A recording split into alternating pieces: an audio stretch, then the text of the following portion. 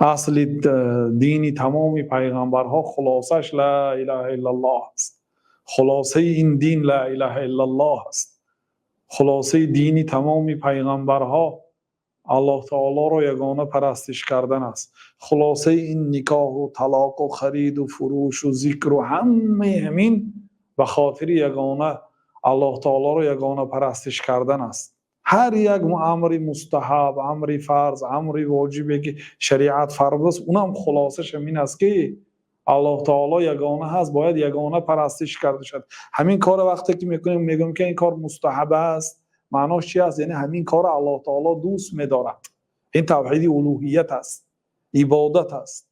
وقتی که پیش از طعام بسم الله گفته میخورید، شما اطاعت الله تعالی کردید، شما الله تعالی را عبادت کردید. وقتی که سحر چشمتان را میکشوید، لا اله الا الله وحده لا شریک له له الملك وله الحمد وهو على كل شيء قدير سبحان الله الحمد لله الله اکبر ولا حول ولا قوة الا بالله، اینو همش توحید است. وقتی که کودک به دنیا میبیاد و از آن که گفتیم یکمین کلمه الله اکبر، الله تعالی از همه بزرگ است، از همه عظیم هست.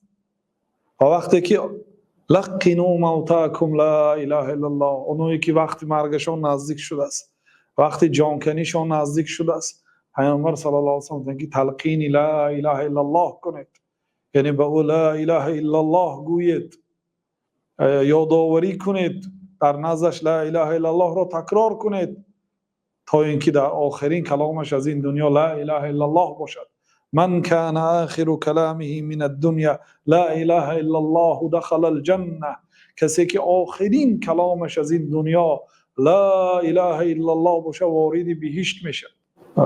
شریعت سر تا پا توحید است. قرآن هم همین خیل سر تا پا درباره طهارت گپ میزند، آخرش توحید است، خلاصش توحید است، پرستش الله تعالی است. وقتی که به پای راست وارد مسجد میشوید، وقتی که به خانه در آمدید بسم الله بسم الله ولجنا بسم الله خرجنا، به نام الله میدرایم، به نام الله میبرایم، اینو همه توحید است.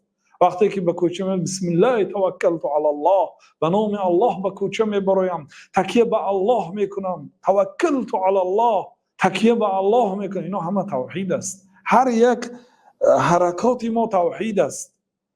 اگر انسان تدبر کنه همه عبادت ها هم همین خیل. الله اکبر، وقتی که تکبیر تحریمه می الله تعالی از همه بزرگ است، از وظیفه، از مال، از منصب، از زن و فرزند، از دوست داشته، از هر چیزی که اونو ترک کردید، تلفناتون رو کشتید آمدید به نماز ایستادید، الله اکبر. الله تعالی از همه چیز بزرگ است، همه چیز ما از بهرش میبرم به خاطر الله. اینو توحید است، همش به خاطر الله تعالی هست. این چیزا علم بهترین وسیله برای ترسی الله تعالی هست.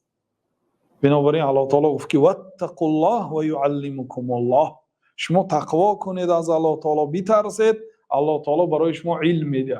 و پیامبر صلی الله علیه و سلم میگه انی اعلمکم بالله، من عالم ترین شما به الله تعالی هستم، و اخشاکم له، و از همه ترسنده ترین شما هم من هستم.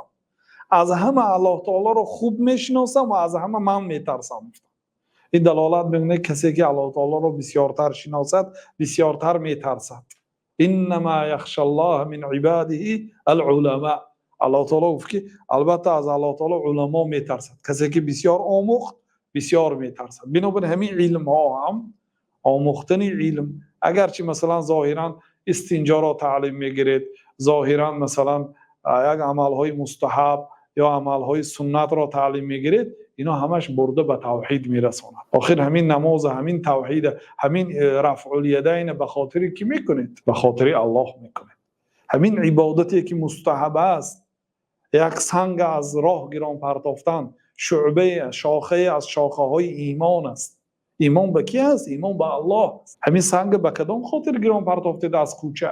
همین خار به کدام خاطر از کوچه گرفتید؟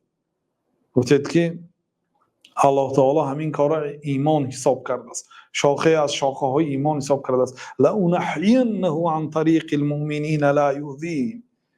یا آدم گفت که خار دیده، گفت که همین خار از راه مسلمان ها دور کنم تا اینکه مسلمان ها را اذیت ندهد، الله تعالی همین آدم از آتش دوزخ دور کرد به سبب اینکه خار از راه مسلمانان دور کرد این از آتش دوزخ دور کرد و کدام خاطر کرده به خاطر دریافت رازگی الله تعالی اینو توحید است یعنی شریعت سر تا پا توحید است هر یک عملی که میکنیم همش به خاطر الله تعالی باید باشد پرستش الله تعالی سرخم کردن به الله تعالی اینا همه توحید است درباره الوهیت تقریبا 5 نوار داریم 1 ساعتی 5 ساعت است در بیان تیوی هست درباره ربوبیت یک 3 ساعت درباره اسما و صفات هم 3 ساعت هست اینچنین در شرح عقیده واسطیه تقریبا 20 ساعت زیادتر است درباره اکثریتش توحید اسما و صفات و توحید الوهیت است